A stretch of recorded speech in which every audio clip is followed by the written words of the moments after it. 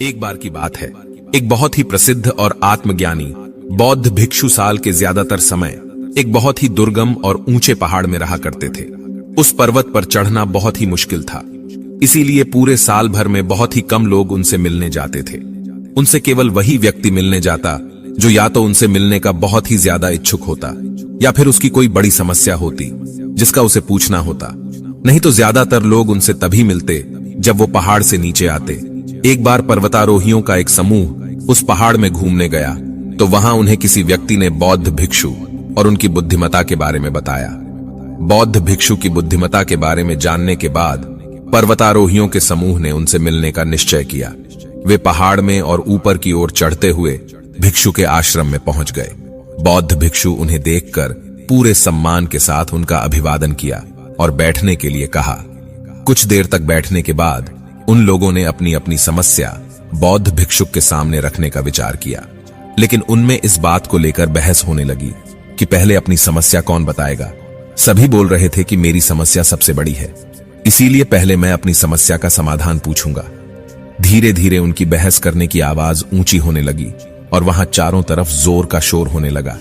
यह देखकर बौद्ध भिक्षु चिल्लाए, तुम सभी शांत हो जाओ, मेरे पास इस समस्या का समाधान है। इतना कहकर बौद्ध भिक्षु वहां से उठकर अपनी कुटिया के अंदर चले गए और थोड़ी देर बाद अपने हाथों में कागज कलम और एक कटोरी लेकर आए।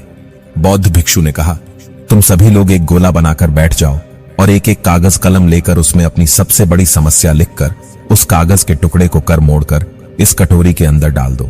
सभी ने यही किया। वो एक गोल घेरा बनाकर बैठ गए और अपनी अपनी समस्या कागज में लिखकर उसे कटोरी में डाल दिया। इसके बाद बौद्ध भिक्षु ने उस कटोरी को उठाया और उसे अच्छी तरह हिलाकर कागज की पुड़ियों को अच्छे से मिला दिया। फिर बहुत ही शांत भाव से उस कटोरी को पास में ही बैठे पहले व्यक्ति को देते हुए कहा, इस कटोरी को एक एक कर आगे बढ़ाते चले जाओ और हर व्यक्ति कागज का एक वही उठाएगा जो सबसे ऊपर होगा। फिर उस कागज पे लिखी समस्या को पढ़ो और सोचो कि क्या तुम्हारे जीवन में भी यही समस्या होनी चाहिए जो तुम अभी पढ़ रहे हो, या तुम्हारी अपनी समस्या ही ठीक थी। एक एक कर सबने कटोरी से पेपर उठाया और एक दूसरे की समस्याओं के बारे में पढ़ा। जब सबने दूसरों की समस्याओं के बारे में जाना तो वो डर गए और अंत में सब यही निर्णय पर पहुंचे कि उनकी अपनी समस्या इतनी बड़ी नहीं है जितनी औरों की है।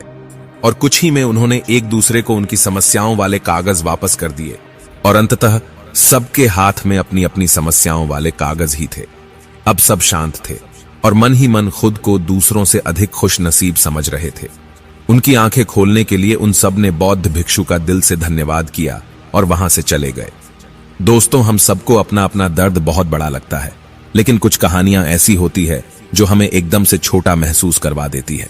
हमें समझ आता है कि हम जीवन से कितनी शिकायतें करते रहते हैं और थैंकफुल होना पूरी तरह से भूल ही जाते हैं। आसपास ध्यान से देखें तो हम पाएंगे कि हर इंसान यही सोचता है कि उसकी परेशानी सबसे बड़ी है। वही है जो इतनी सारी समस्याओं से जूझ रहा है, उसकी ही किस्मत है। लेकिन अगर हम दूसरों की समस्याओं को देखें, उन्हें ध्यान से सुने, तो हमें हमारी समस्या बहुत छोटी लगने लगेगी। हम खुद को भाग्यशाली समझने लगेंगे। हम अक्सर छोटे छोटे समस्याओं को लेकर अपने जीवन और अपनी किस्मत को कोसते रहते हैं, जिनमें से ज्यादातर समस्याएं तो ऐसी होती हैं जिन्हें हम थोड़ी सी मेहनत और दिमाग लगाकर समाप्त कर सकते हैं, लेकिन हम उनके लिए भी हमेशा शिकायत करते रहते हैं। अगर किसी इंसान का वजन ज्यादा है तो ये उसके लिए समस्या है। अगर किसी का वजन कम है तो ये भी उसके लिए एक समस्या है। अगर कोई बेरोजगार है तो दुखी है। अगर किसी के पास नौकरी है तो वो अपनी नौकरी से दुखी है। और ऐसा सिर्फ इसलिए है क्योंकि जो हमारे पास है हम उसे स्वीकारते नहीं हैं। हम उसे नकारात्मक दृष्टिकोण से देखते हैं और उसमें कमी निकालते रहते हैं और दुखी होते रहते हैं। इस दुनिया में ऐसा कोई इंसान नहीं है जिसके जीवन में समस्याएं नहीं है, और ऐसा कोई भी दिन नहीं आने वाला जिस दिन हमारे जीवन सारी समस्याएं, सारी कमियां समाप्त हो जाएंगी। ये हमारी आखिरी सांस तक हमारे साथ रहने वाली है। और जरा सोचिए कि अगर हमारे जीवन में दुख और परेशानियां नहीं होंगी तो हम खुशी को कैसे महसूस कर पाएंगे। हम माने या ना माने, परेशानियां हमारे जीवन का एक हिस्सा है और हम इनसे भाग नहीं सकते। हमें इनका सामना करना ही पड़ेगा, और समस्याओं का सामना करने का पहला नियम है कि हम इन्हें दिल से स्वीकारें और फिर इनके समाधान के लिए उचित कदम उठाएं।